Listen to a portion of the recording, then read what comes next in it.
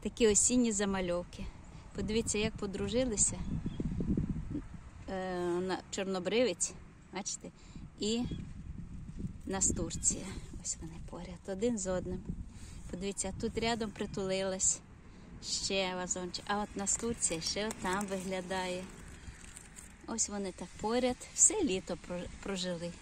І оце захисник, який втрачає колір, але все ж таки гарно. Ось, вони на сонечку.